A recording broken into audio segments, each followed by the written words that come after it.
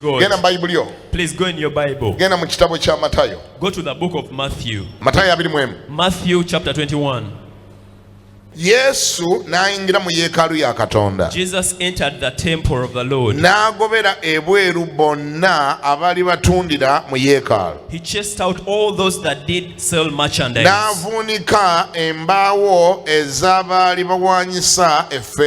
He overturned the tables of the money changers. Yes. N'entebe ezaabo abaali batunda embaawo ezaali bawanyisa effeeza n'entebe ezaabo abaali batunda amayiba. And the tables of those that sold doves. Yes.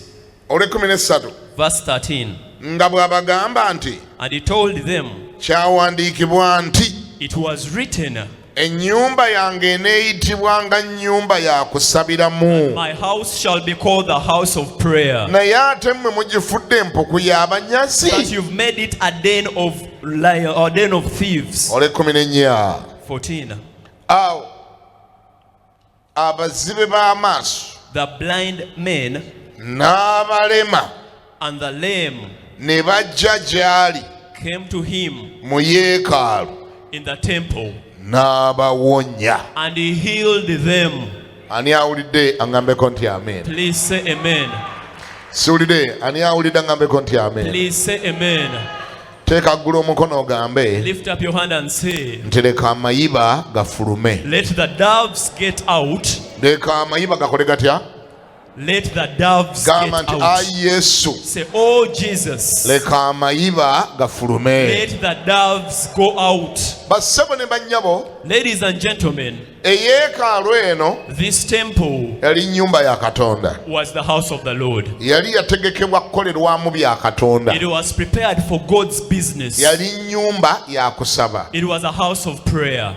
Setaani kyabeeredde, because the devil, like his nature, because he never rests, he began to use certain individuals. They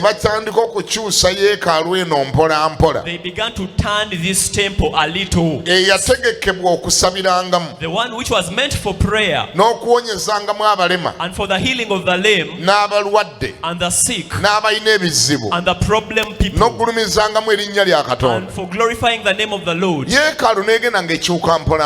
Slowly by slowly the temple began to change. They made it a market step by step. The money changers came. Those who sell sheep came. Those who sell goats came. In the name of saying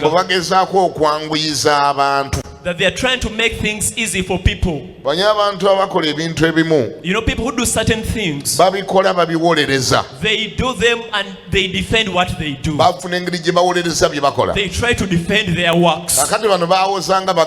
So their defense was, but they are trying to bring services closer to the people.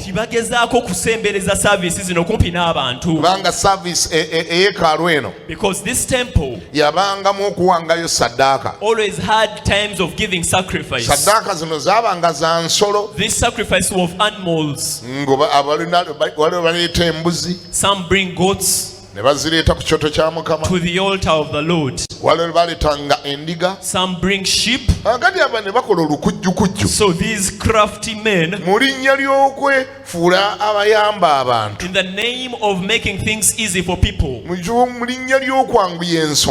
an excuse that they are making life easy, they said instead of buying sheep from afar and bringing the sheep from afar, let us bring a sort of marketplace nearby.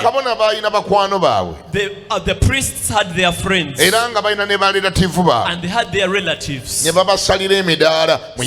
they gave them stalls in the temple. The sheep people and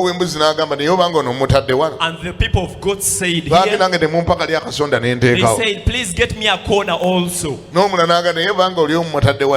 another one said, if you've given those people, now those who bring foreign currencies and they want exchange to buy, and those who want to buy goats, those who want to buy food, what will they do? Give me a stall there so that I can do the money exchange here. And he asked for a stall. The one who sold tea asked for a stall. And the temple began to fill up slowly by slowly with things which were not meant for it, which were not in the plan of the Lord. Whenever you entered that temple, a time came that what was a temple became a market. And even the robbers entered. Because you know where there are many people, even the robbers come in. The robbers came and they began their games. So Jesus came. And the temple was in total confusion. Why it was built is not the reason that everything was happening. Its purpose wasn't being fulfilled. The Bible shows us that it was only a few weeks to the Easter, a few weeks for the death of Jesus. And he said, I cannot go, I cannot be crucified, I cannot die for these people before making right the temple. I cannot go to the cross before making right the temple. Ladies and gentlemen, Jesus has purpose to make right the temple. I have good news for you. He has purpose to organize the temple. Say, Lord, organize the temple. Say, Lord, organize the temple. Listen to what happened. These people who were in the temple, who did all this business, they were evil men. But evil men always have something good about them. There is one thing I like about them. When I read the whole story, there is one thing I like about these boys and girls. The goats were theirs. The sheep were theirs. The tables of money exchanging were theirs. The boxes for the doves were theirs. But when Jesus came, say he is coming. Say he is coming. Number one, they recognized him as Jesus. That is one. The second thing, they knew that this temple wasn't theirs, that they came in a wrong way. The third one, they knew that what they were doing was wrong. Those three things I like about them. I don't see anyone riot. When Jesus began to overturn the tables, I didn't see anyone quarrel. When you opened up the basket for the doves and the doves jumped out, I don't see any man bring them back. I didn't see anyone try to bring them. No one said, oh, my doves are going away. Oh, my capital. Oh, my stock. Jesus, what have you done? Yes, it was bringing a loss to them. It's true they were making losses. It's true. When someone is doing something wrong, but if it was their business, don't expect them to keep quiet. Yes, they raise a voice. They can fight. If they don't fight, they can quarrel. But what I like about these men, unlike the people of this generation, these men understood their mistake. Jesus untied the sheep and they got their way out. He untied the goats.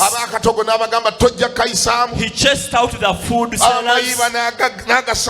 He chased out the doves. nga tewali agakwata Gaza. And no one tried to capture them Ngambira back. neighbor yakulinaanye. Tell your neighbor. Mutunule mu face. Look at them in the face. Mugereka amayiba gagende. Tell them let the doves go. Muge nti amayiba galeke gagende. Tell them let the doves go. Yeekalu bange neeterera. If the temple is to be made right, amayiba galeke gagende. let the doves go. Mukama ajja kugabirira. The Lord will provide. Katonda ajja kuleeta engeri endala gy'agabirira. God will provide in another way. Mukama ajja kugabirira mu ngeri endala. The Lord shall provide in another way. Amayiba galeke gagende. Let the doves go. Kingambire w'essayidi endala. Tell the neighbor on the other Mugamba w'essayidi side. nti amayiba galeke gagende. Tell them let the doves go. Mukama ajja kugabirira mu ngeri endala. The Lord shall provide in another Naye way. amayiba galeke gagende. But let the doves go. Yeekalu esobole okutereera.